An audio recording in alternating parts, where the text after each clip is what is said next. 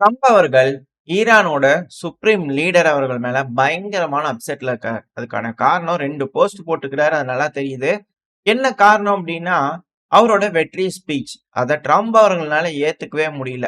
அது மட்டும் இல்லாம அவரு என்ன சொல்லிக்கிறார், ட்ரம்ப் அவர்கள் என்ன சொல்லிக்கிறாருன்னா, சுப்ரீம் லீடரான அயத்துல்லா கமேனி அவர்கள் என்ன சொல்லிக்கிறார் அப்படிங்கிறத பார்த்தாச்சு. இப்ப அதுக்கு ட்ரம்ப் அவர்கள் என்ன சொல்லிக்கிறாருன்னா, போர் சீரழிஞ்சிட்டு இருக்குது அந்த நாடு. கண்ட்ரி ஆஃப் ஈரான்ங்கிறது வார் த்ரோன் கண்ட்ரி. அதாவது என்ன பேசுறதுன்னு தெரியாம ஃபூலிஷா பாத்தீங்கன்னா, இந்த போர்ல ஜெயிச்சுட்டோம், இஸ்ரேலோட ஜெயிச்சுட்டோம் அப்படின்னு சொல்றதெல்லாம் அவரோட ஸ்டேட்மெண்ட்லாம் பாத்தீங்கன்னா சுத்த பொய். அவர் பாத்தீங்கன்னா ஒரு பெரிய அதாவது மத சார்பா பாத்தீங்கன்னா சொல்லிக்கிறார். கடவுள் நம்பிக்கை அதிக அளவுல இருக்கக்கூடிய ஒரு நபரா இருக்கிறாரே, இவரு பொய் சொல்லலாமா? அப்ப நீங்க சொல்லிக்கலாமா? அப்படிங்கிற கேள்வி இருக்கு. எது எப்படியோ. மத நம்பிக்கை அதிகமா இருக்கே, நீங்க பொய் சொல்லலாமா? உங்களோட நாட்டுல இருக்கக்கூடிய 3 ஈவில் நியூக்ளியர் சைட்ஸ முழுசா அழிச்சிருக்கமே! உங்களுக்கு தெரியும் எக்ஸாக்ட்டா என்ன நடந்திருக்குதுன்னு சொல்லிட்டு. எந்த ஷெல்டர் இருந்தாலும் நாங்க அழிச்சிருவோம். இஸ்ரேல்னா அப்படி ஒண்ணும் விட்டு குடுத்துற மாட்டோம். அ most powerful nation in the world. Terminate பண்ணிடுவோம். அப்படிங்கிற பல விஷயங்கள் 2 பேச்சுக்கு பாத்தீங்கன்னா, உங்களுக்கு இருக்கும். பல இத சொன்னதுக்கு அப்புறமா மிரட்டல்கள், உருட்டல்கள்லாம் வந்ததுக்கு அப்புறமா, நான் உங்கள காப்பாத்தியிருக்கேன். ரொம்ப மோசமா, கொடூரமான முறையில நீங்க செத்து போயிருந்திருப்பீங்க. உங்கள நான் காப்பாத்தியிருக்கேன். அதனால நீங்க என்கிட்ட என்ன தெரியுமா சொல்லணும்? தேங்க் யூ பிரசிடென்ட் ட்ரம்ப்ன்னு சொல்லணும். அதாவது இப்ப இவர்கிட்ட வந்துட்டார். தேங்க் யூ சொல்லுங்க, தேங்க் யூ சொல்லுங்கன்னு எல்லாத்துக்கிட்டையும் சொல்லிட்டு இருக்கிறாரு. எதுக்காக கேட்கிறாரு, கேட்டு வாங்கிக்கிறாரு அப்படின்னு தெரியல. குழந்தைங்களுக்குலாம் பாத்தீங்கன்னா, நம்ம இருப்பாங்க இல்லையா? நானே இருந்தாலும் சின்ன வயசுலலாம் பாத்தீங்கன்னா, ஒரு இது இருக்கும். நம்ம ஒரு விஷயம் செய்றோம் அப்படின்னா, பாராட்டுக்கள் வேணும் அப்படிங்கிறது போல வயசாக வயசாக குழந்தை பருவத்துக்கே போயிருவாங்க அப்படிங்கலாம் சொல்றாங்கல்ல. கண் கூட பாத்தீங்கன்னா, தலைவர்களும் வயசாக வயசாக குழந்தை பருவத்துக்கே போயிருவாங்க. எது செஞ்சாலும் அவங்களுக்கு இது போல recognition, rewards, awards, and peace, அது நோபல் பீஸு இதெல்லாம் பாத்தீங்கன்னா கேட்கிற தெளிவா பேசிற முடியாது. அது வேற பெரும் ரொம்ப பெரும். அதாவது இது போல பல விஷயங்கள் பாத்தீங்கன்னா தேவைப்படுதா இருக்கு. குழந்தைங்களுக்கு எப்படி பாராட்டுகள் தேவைப்படுதோ, அதே போல அமெரிக்காவோட டேடியா இருக்கிறவரு ட்ரம்ப் அவர்கள். அவருக்கு பாத்தீங்கன்னா, இதே போல பாராட்டுகள் தேவைப்படுது அப்படிங்கிற புரிஞ்சுக்க முடியுது. அது மட்டும் இல்லாம, இதுக்கு கீழ பாத்தீங்கன்னா இன்னொரு விஷயம் சொல்லியிருக்கிறாரு. அதாவது ஈரானுக்கு ஒரு விஷயம் புரிஞ்சுக்கணும் அப்படிங்கிறது போல நம்புறேன். அதாவது தேனை வச்சு honey than you do with vinegar அப்படின்னு கூட சொல்லிக்கிறாரு. அதாவது இதுக்கான காரணம் எனக்கு புரிதல் என்னோட புரிதல் என்ன அ அமைதியாவும், பொலைட்டாவும், பிளசன்ட்டாவும் இருக்கணும். அத விட்டுட்டு இந்த ரூடாவும், அன்பிளசன்ட்டாவும் இருக்கிற வேலைய வச்சுக்காதீங்க. அதாவது உங்களுக்கு புரிதலுக்காக சொல்றேன். அவரு சொல்றது, நீங்க உங்க நாட்டுக்கு நல்லது செய்யறதுக்கு ஹனிய வச்சு பண்ணணும். வினிகர குடுக்காம அப்படிங்கிற போல அவர் தப்புன்னு சொல்லிக்கிறார். அதனால பீஸ்ங்கிறத கேப்ஸ்ல போட்டு டொனால்டு ட்ரம்ப் அவர்கள் இது போல பண்ண போட்டுக்கிறார். போஸ்ட் போட்டிருக்கிறார். அது பயங்கரமான ஒரு கோபம், அதிருப்தி, எரிச்சல் இது எல்லாமே பண்ண இவரோட போஸ்ட்ல தெரியுது. அதான் சொல்லணும்னு நெனைக்கிறேன். அதாவது அவரு நாட்டுல பாத்தீங்கன்னா, அன்கண்டிஷனல் சரண்டர் கேட்டாங்க. அது நடக்கல. சோ அப்படி இருக்கும்போது அவங்க ஜெயிச்சிட்டாங்கன்னு தானே சொல்லுவாங்க. அப்படிங்கிற கேள்விகள் இருக்கு. ஏன்னா அவர் அங்க இருக்காரு. தோற்கடிக்கப்படல. இவங்க குண்டுகள போட்டாங்க. மிடில் ஈஸ்ட்ல இருக்கக்கூடிய நாடுகளுக்கு எகெயின்ஸ்டா ஈரான் செயல்பட மாட்டாங்கன்னு ஒரு நம்பிக்கையில இருந்தாங்க. மிடில் ஈஸ்ட்ல அடிக்கிறதுனால, மிடில் ஈஸ்ட் நாடுகள்ல எங்க நாடு பாதிப்படையுது. தயவு செஞ்சு கிளம்பி போயிரு. இங்க நீ இருக்காத அப்படிங்கிற மிரட்டல்கள் இருந்திருக்கலாம். அழுத்தங்கள் அமெரிக்காவுக்கு போயிருக்கலாம். சோ அதனால அமெரிக்கா இது பிரச்சனையா ஆகுதுன்றதுக்காக பின்வாங்கியிருக்காங்க. ஏன்னா இது ரஷ்யா, உக்ரைன் பிரச்சனை மாரி இது ஒரு பல வருஷங்களுக்கு பண்ணி இழுத்துருச்சு அப்படின்னா, அவங்களுக்கு மிக பெரும் அளவுல சிக்கலை ஏற்படுத்திரும். சோ இந்த ஒரு காரணத்தினால அடுத்து சீனா பயங்கரமா ரெடி ஆயிருவாங்க. சோ அந்த ஒரு காரணத்தினால ஈரான் பாத்தீங்கன்னா, இந்த இடத்துல அமெரிக்கா பேஸ் அடிச்சாங்க. இறங்கி அடிச்சாங்க. ஆனது பாத்துக்கலாம் அப்படிங்கலாம் அடிச்சாங்க. பட் அது அவங்களுக்கு ஏற்புடையதா இல்ல. சோ இந்த அளவுக்கு வீரியமா இருக்காங்கன்னா, வேணாம் நம்ம வெளிய போயிரலாம் அப்படிங்கிறனால அமெரிக்கா வெளிய வந்திருக்காங்க சீஸ்ஃபயர் போட்டு. இப்ப அடுத்தது இஸ்ரேல் திரும்பவும் ஈரான் மேல தாக்குதல் பண்ண ஆரம்பிப்பாங்களா அப்படின்ட்டு கேள்விகள் வருது. ஏன்னா வரக்கூடிய ஸ்டேட்மெண்ட்ஸ் வச்சு பார்க்கும்போது அப்படிதான் தெரியுது. நடக்கக்கூடிய விஷயங்கள் பார்க்கும்போது அப்படிதான் புரியுது. ஏன்னா இஸ்ரேலோட மீடியாக்கள்லாம் பாத்தீங்கன்னா என்ன சொல்றாங்கன்னா, ஆமா அமெரிக்காவோட டேங்கர்ஸ்லாம் எங்களுக்கு உதவி பண்ணாங்க. இஸ்ரேலோட விமானங்கள், போர் விமானங்களுக்கு ரீஃபியூயல் பண்றதுக்கு. சோ அத யூஸ் பண்ணி தான் நாங்க பாத்தீங்கன்னா, ஈரான்குள்ள கொண்டு போய் குண்டுகள போட்டோம் அப்படின்னு இஸ்ரேலோட மீடியாக்கள்லாம் கிளைம் பண்றாங்க. அதாவது கோத்து விடுறாங்க. அமெரிக்கா விலகி போணும்னு பாக்குறாங்க. இஸ்ரேலோட மீடியாக்கெல்லாம் கோத்து விடுறாங்க.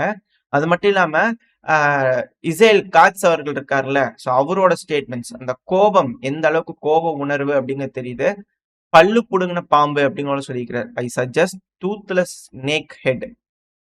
தெஹ்ரானோட தலைவரை வந்து பார்த்தீங்கன்னா புரிஞ்சுக்குவாங்க அப்படின்னு நினைக்கிறேன். அதாவது ஆபரேஷன் ரைசிங் லயன் இருக்கு இல்லையா? அது வந்து பார்த்தீங்கன்னா ஒரு ட்ரைலர் தான். ஸோ அது வந்து இஸ்ரேலோட ஒரு புது பாலிசியா இருக்கும். அக்டோபர் 7க்கு அப்புறம் உங்களுக்கு இம்யூனிட்டிலாம் கிடையாது. யாரா இருந்தாலும் சரி, எப்பேற்பட்ட பவரா இருந்தாலும் சரி, டீகேபிடேஷன் ஸ்ட்ரைக் தான். அதாவது இவங்க வந்து டீகேபிடேஷன் பண்றாங்கல்ல, அப்ப அங்க இருக்கிறவங்க இங்க வந்து டீகேபிடேஷன் ஸ்ட்ரைக் பண்ணாதானே கரெக்ட்டா இருக்கும். ஏன் அத வந்து செய்ய தயங்குறாங்க? பயமா? இல்ல என்ன ஏதுங்கிற கேள்விகள் பல அனலிஸ்ட்டுக்குள்ள நார்மலாவே இருக்க ஒரு விஷயம் தான்.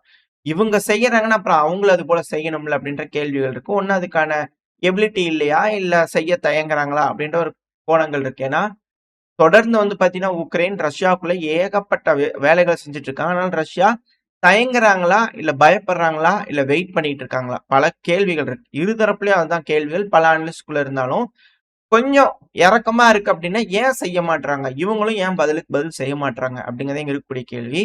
இந்த கேள்விக்கான பதில் இது போல கேள்விகள் இருக்கு இல்லையா? இந்த கேள்விக்கான பதில் என்னன்னா, எதிரி சண்டை பிடிக்கிறதுக்கு வான்னு சொல்லி கூப்பிடுறான் அப்படின்னா, நம்ம உடனே இறங்கி போயிறக்கூடாது. ஏன்னா, அவன் பிரிப்பேர் ஆயிட்டு தான் சண்டைக்கு வான்னு கூப்பிடுறான். ஸோ அவன் பிரிப்பேர் ஆயி ஃபுல்லா ரெடி ஆயி சண்டைக்கு வான்னு கூப்பிட்டுருக்கும்போது போறது முட்டாள்தனம். ஸோ அந்த ஒரு காரணத்தினால இவங்க எப்போ ரெடி ஆகுறாங்களோ, அந்த டைம்ல சண்டைக்கு போறது தான் புத்திசாலித்தனம் அப்படிங்கிற சிலர் தரப்புல இருந்து அதுக்கு சொல்லிட்டு இருக்காங்க. பட் வெயிட் பண்ணி பார்ப்போம். இதோட கருத்து இது போல இருக்கு.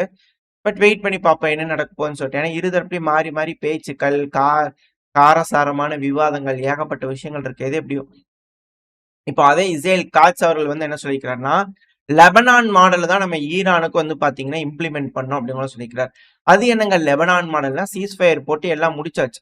சிவிலியன் இன்ஃப்ராஸ்ட்ரக்சர் மேல தாக்குதல் பண்ண மாட்டாங்க. ஆனா மிலிட்டரி மேல தாக்குதல் பண்ணுவாங்க. அதாவது இஸ்ரேல் வந்து பார்த்தீங்கன்னா, இதுக்கப்புறம் தொடர்ந்து ஏர் சூப்பர் மர்சிய ஈரானுக்குள்ள மெயின்டெயின் பண்ணிக்கிட்டே இருப்பாங்க. இதுக்கப்புறம் அவங்களோட விமானங்கள் வந்து மிலிட்டரி எங்கேயாவது அப்கிரேட் ஆகுதா?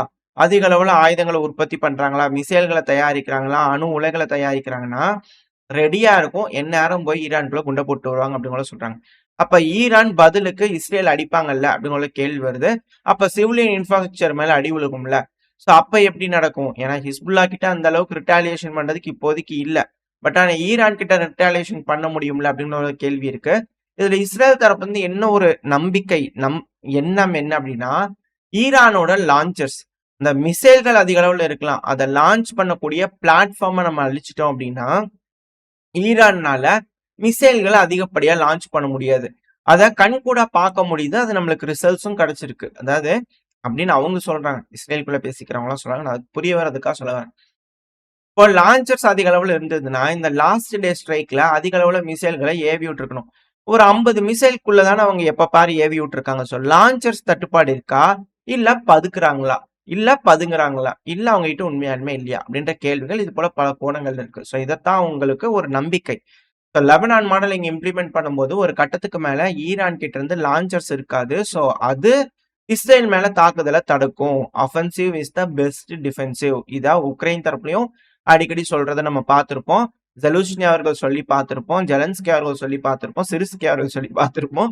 ஸோ ரஷ்யா எப்பெல்லாம் அஃபென்ஸ் பண்றாங்களோ, நம்ம ஒரு அஃபென்ஸ் எடுத்தாதாங்க பெஸ்ட் டிஃபென்ஸா இருக்கும் அப்படின்னு கூட சொல்லுவாங்க இல்லையா? ஸோ அதுதான் இஸ்ரேல் தரப்புல இப்போ யோசிச்சுட்டு இருக்காங்களா அப்படின்ற கேள்விகள் இருக்கு. எது எப்படியோ வெயிட் பண்ணி பார்ப்போம். இதுல மிக முக்கியமான ஒரு விஷயம் சொல்றாங்கல்ல, ட்ரம்ப் அவர்களே ஒரு போஸ்ட் போட்டிருந்தார் இல்லையா? 3 நியூக்ளியர் ஃபெசிலிட்டியும் துவம்சம் பண்ணிட்டோம், ஒப்ளுரேட் பண்ணிட்டோம் அப்படின்னு பல விஷயங்கள் சொல்லிட்டு இருக்காங்க இல்லையா? இதுல சேட்டலைட் இமேஜ் வந்து பாத்தீங்கன்னா வந்திருக்கு. இதுவும் மேற்கு மீடியாக்கள் தரப்பிலிருந்து வர சேட்டலைட் தான். இந்த சேட்டலைட் இமேஜ்ல வச்சு பார்க்கும்போது என்ன அப்படின்னா, ஈரானோட நியூக்ளியர் ஃபெசிலிட்டி இஸ்ஃபகான் இருக்கு இல்லையா? அதோட பங்கர்ஸ் இப்போ ஓப்பன் ஆயிருக்கு. அத வந்து ஷீல்ட் பண்ணாம க்ளோஸ் பண்ணி வச்சிருப்பாங்க. தேவைப்படும்போது ஓப்பன் பண்ணுவாங்க. இந்த இஸ்ஃபகான் ஃபெசிலிட்டி மேல அந்த GBU 57 ரக குண்டுகள வந்து பார்த்தீங்கன்னா போடல. அதுக்கான காரணம் என்ன அப்படின்னா, போட்டாலும் வேஸ்ட்டு வேலை செய்யாது. ஏன்னா 100 மீட்டருக்கும் அடிவாரம் வந்து பார்த்தீங்கன்னா, இந்த பங்கர்ஸ் எல்லாம் இருக்கிறதுனால, அதிக அளவுல தாக்குதல ஏற்படுத்த முடியாது. டேமேஜ் சேதங்கள ஏற்படுத்த முடியாது. ஸோ அதனால இந்த இஸ்ஃபகான் மேல மட்டும் வந்து பார்த்தீங்கன்னா, சும்மா டாமஹாக் மிசைல வந்து பார்த்தீங்கன்னா, சும்மா தூறலா தூவி விட்டு போயிருக்காங்க. இப்போ ஈரான் இஸ்ஃபகான் ஃபெசிலிட்டிய வந்து பார்த்தீங்கன்னா, அவங்க ஆப்பரேட் பண்ண ஆரம்பிக்கிறாங்க. இல்ல அங்க இருக்கக்கூடிய என்ரிச் பண்ணக்கூடிய யுரேனியம். ஸோ அந்த யுரேனியம்லாம் எடுக்குறாங்க. எல்லாத்தையும் சேவ் பண்றாங்க அப்டின்னா, அத வீடியோ அந்த இமேஜஸ பார்க்கும்போது நம்மளுக்கு தெரியுது. அதெல்லாம் செஞ்சுகிட்டு இருக்காங்கன்னு சொல்லிட்டு. ஸோ ஒண்ணு யுரேனியம் இருக்கிறத சேவ் பண்றாங்க. அது அழிக்கப்படல. முழுமையா அழிக்கப்படல. இதுதான் அதுல இருக்கக்கூடிய சாராம்சம். ஸோ அமெரிக்க அதிபரான ட்ரம்ப் அவர்கள் என்ன சொன்னாரு? இது போல 3யும் அழிச்சிட்டோம்னா இல்லையா? ஆனா ஒண்ணு அழிக்கலல்ல, முடியலைல்ல அப்படிங்கிறது போல இதுல இருக்கு. ஏன்னா அவங்களோட ஸ்டேட்மெண்ட்ல இஸ்ஃபகான் மேல நாங்க குண்டுகள போடல. ஏன்னா அது 100 மீட்டருக்கு கீழ இருக்கிறதுனால அந்த குண்டுகள் போடல. அப்படிங்கிறதுல அவங்க தரப்புல ஸ்டேட்மெண்ட் வருது. ஸோ 3யுமே அழிக்கல. சில ஃபெசிலிட்டீஸ் அழிச்சிருக்காங்க. இன்னுமே ஈரான் கிட்ட அந்த கேப்பபிலிட்டி இருக்கு. முழுமையா அழிக்க முடியாது. பட் ஆனா அத விடக்கூடாது. கிரவுண்ட் ஃபோர்ஸ் அனுப்பிச்சு தான் இத ரெடி பண்ண முடியும் அப்படின்னா, கிரவுண்ட் ஃபோர்ஸ் அனுப்புறாங்கன்னா, இந்த பிராந்தியத்துல போருங்கிறது பெருசாயிரும். ஸோ அதுக்கு முன்னாடி இங்க லொக்காலிட்டியில இருக்கக்கூடிய, அதாவது இஸ்ரேல சுத்தி இருக்கக்கூடிய நாடுகளோட ஒரு நட்புறவை ஏற்படுத்திட்டு, அதாவது இந்த ஆபிரகாம் அக்காட்ஸ் இப்ப எப்படி ஜொலானி அவர்கள் வந்து கையெழுத்து போடுறாரு. நம்ம 2 நாளைக்கு முன்னாடி சொல்லியிருந்தோம். இப்ப வந்து பாத்தீங்கன்னா, அதெல்லாம் நடந்துட்டு இருக்கு இல்லையா? தொடர்ந்து இதுதான் அனலிசிஸ் தரப்பு வந்து பல விஷயங்கள் யோசிப்பாங்க. அத சொல்ல சொல்ல நம்ம சொல்லும்போது, ஸோ அந்த லைன்ல வந்து பாத்தீங்கன்னா, அது அப்படியே மாறாம நடந்துட்டு இருக்கு. ஸோ ஒன்ஸ் இதெல்லாம் நடந்து முடிஞ்சதுக்கு அப்புறமா, இவங்க எல்லாருமே ஸ்பேஸ குடுப்பாங்களா இஸ்ரேலுக்கு? ட்ரூப்ஸ் அனுப்புறதுக்கு, அ விமானங்கள், போர் விமானங்கள் போறதுக்கு, டேங்க் போறதுக்குன்னு எல்லாத்துக்கும் வந்து பாத்தீங்கன்னா, அலோவ் பண்ணிருவாங்களா? அப்படின்ற கேள்விகள்லாம் இருக்கு. ஏன்னா ஆல்ரெடி வந்து பாத்தீங்கன்னா, சிரியால பெருமளவுல வந்து பார்த்தீங்கன்னா, ஐடிஎஃப் ஓட டேங்குகள் வந்துருச்சு. ஸோ கொஞ்சம் கொஞ்சமா வந்து பார்த்தீங்கன்னா, இதுக்கப்புறம் ஊடுருவி வந்துருவாங்களா அப்படின்ற கேள்விகள் இருக்கு. அது மட்டும் இல்லாம, ஆ தொடர்ந்து ஈரான்குள்ள வந்து பார்த்தீங்கன்னா, மொசாட் ஏஜென்ட்ஸோட கைவரிசை அப்படிங்கிறது வந்து பார்த்தீங்கன்னா, குறைவில்லாம நடந்துகிட்டு இருக்கு. ஈரான்ல ஏர் டிஃபென்ஸ் சிஸ்டம் வந்து பார்த்தீங்கன்னா, பல பகுதிகள்லயும் ஆக்டிவேட் ஆயிருக்கு. அதுவும் குறிப்பா ஈரானோட கேபிட்டலான தெஹ்ரான்ல, சிராஸ்ல, அப்புறம் இஸ்ஃபகான்ல. ஸோ இந்த பகுதிகள்லாம் குவாட் காப்டர் ட்ரோன் அந்த சின்ன சின்ன ட்ரோன்கள் இருக்கும் இல்லையா? ஸோ அத ஆக்டிவா வந்து பார்த்தீங்கன்னா, யூஸ் பண்ணிட்டு இருக்காங்க. தாக்குதல்கள் நடந்துகிட்டு இருக்கு அப்படிங்கிற ஸ்டேட்மெண்ட் வருது. சமீபத்தில தான் வந்து பார்த்தீங்கன்னா, உயர்மாடி கட்டடத்தில ஒரு தாக்குதல் நடந்ததுன்னு பார்த்தோம். இப்ப திரும்ப இந்த பகுதிகள்ல தான் அதுவும் இன்னைக்கு வரக்கூடிய செய்திகள்லாம் பார்க்கும்போது, மிக பெருமளவுல மொசாட் ஏஜென்ட்ஸ் கைவரிசைகள் காட்டிட்டு இருக்காங்க அப்படிங்கிறத புரிஞ்சுக்க முடியுது. அடுத்தது வந்து பார்த்தீங்கன்னா, காசா. இந்த காசாக்குள்ள இன்னும் சில வாரங்கள்ல, வரக்கூடிய வாரங்கள்ல சீஸ் ஃபயர் வந்துரும் அப்படிங்கிறத ட்ரம்ப் அவர்கள் சொல்லியிருக்காரு. ஸோ இதான் இதுல இருக்கக்கூடிய விஷயம். இஸ்ரேலுக்கும் காசாக்கும் நடுவுல. ஸோ அப்படி வருதுன்னா, அதுதான் இந்த ஆபிரகாம் அக்காட்சியோட தொடக்கமா? இஸ்ரேல், காசா மட்டும் தான் இருக்குமா? அப்படின்ற கேள்விகள் வருது. அடுத்தது சீனா. என்னதான் சாங்ஷன் போட்டிருந்தாலும், திரும்பி சாங்ஷன் ரிலீஃப் பண்றதா சொன்னாங்க இல்லையா? இப்ப திரும்பவும் சாங்ஷன் தான். அவரு பேசுறது எனக்கு விருப்பம் இல்ல. ஆனா சாங்ஷன் தான் அப்படின்னு கூட சொல்லியிருந்தாரு. இது எப்படியோ அந்த ஆப்ஷன் குடுத்தாங்க. அது ஈரான் தரப்புலருந்து அக்செப்ட் பண்ணிக்கல. ஸோ, அதனால அவங்க ஓப்பன் பண்ணல. சாங்ஷன் தான். ஸோ, இதான் பேச்சுவார்த்தைக்கு போறதுக்கு முன்னாடி சொல்லி பார்க்குறாங்கன்னு சொல்லியிருந்தோம் இல்லையா? ஸோ, அதான் சொல்லி பார்த்துருக்காங்க. ஒண்ணும் பெருசா வேலைக்கு ஆகல. ஆனாலுமே சீனா வந்து பார்த்தீங்கன்னா, வரலாறு காணாத அளவுக்கு எப்படி ரஷ்யா கிட்ட இருந்து வரலாறு காணாத அளவுக்கு ஆயில இம்போர்ட் பண்றாங்களோ, அதே போல சீனா இப்ப ஈரான் கிட்ட இருந்து வரலாறு காணாத அளவுக்கான ஆயில இம்போர்ட் பண்ணிக்கிறாங்க. அதுவும் ஒரு நாளைக்கு 1.8 பில்லியன் மில்லியன் பேரல்ஸ் பெர் டேக்கு வந்து பார்த்தீங்கன்னா, அவங்க பண்ணியிருக்காங்க. இதுக்கு முன்னாடிலாம் ஆவரேஜா 1.46 மில்லியன் அது மாரி பண்ணுவாங்க. ஸோ அதிக அளவுல வந்து பார்த்தீங்கன்னா, மில்லியன் கணக்கான பேரல்ஸ வந்து 2 எல்லாம் கிராஸ் பண்ணி போயிட்டு இருக்கு அப்படிங்கிறாங்க. ஸோ மில்லியன் கணக்கான பேரல் அளவுக்கான ஆயில இறக்குமதி பண்றாங்க. இது ஈரானுக்கு எந்த அளவுக்கு உதவியா இருக்கும்? ஸோ பண்டை மாற்ற முறைங்கிறது வந்து பார்த்தீங்கன்னா, ஆயில வாங்கிட்டு விமானங்கள குடுத்துருவாங்களா? அப்படிங்கிற கேள்விகள்லாம் இருக்கு. சைனாக்கு இது ஒரு நல்ல ஒரு விஷயம் தான். ஏன்னா அவங்களோட விமானங்கள் எப்படி யூஸ் ஆகுது? எப்படி அட்டாக் பண்றாங்க? ஸ்ட்ராட்டஜிஸ்ன்னு பல விஷயங்கள அவங்க தெரிஞ்சுக்கலாம். இந்த ஆப்பரேஷன் ரைசிங் லயன் இருக்கு இல்லையா? ஸோ அது இன்னும் தொடரும் அப்படிங்கிறதோட சொல்லியிருக்கிறாங்க. ஸோ அதனால ஈரான்ல பதட்டம் அப்படிங்கிறது இருந்துகிட்டு தான் இருக்கு. ஸோ எப்படி இதெல்லாம் மீண்டு வராங்க? பேச்சுவார்த்தை மூலியமா பிரச்சனைய முடிச்சுக்குவாங்களா? இல்ல மிக பெரும் அளவுல பிரளயம் வெடிக்குமா மிடில் ஈஸ்ட்ல? என்ன நடக்கும்ன்றது வெயிட் பண்ணி பார்க்கலாம். ஓரளவுக்கான தகவல்கள் இந்த பதிவுல பார்த்திருப்போம்னு நினைக்கிறேன். இதோட இந்த பதிவ நான் முடிச்சுக்கலாம். இந்த பதிவு எப்படி இருந்துச்சு? உங்களுக்கு பிடிச்சிருக்கா? பிடிச்சா லைக் பண்ணிட்டு உங்க ஃப்ரெண்ட்ஸ் உங்களுக்கு ஷேர் பண்ணிக்கோங்க. அது கூடவே மறக்காம இந்த பதிவு பத்தின உங்களோட கருத்துக்கள கமெண்ட் செக்ஷன்ல சொல்லுங்க. இந்த பதிவு நல்லா இருக்கும்னு நம்பிக்கையில அடுத்த பதிவுல உங்கள சந்திக்கிறேன். Stay safe. பை.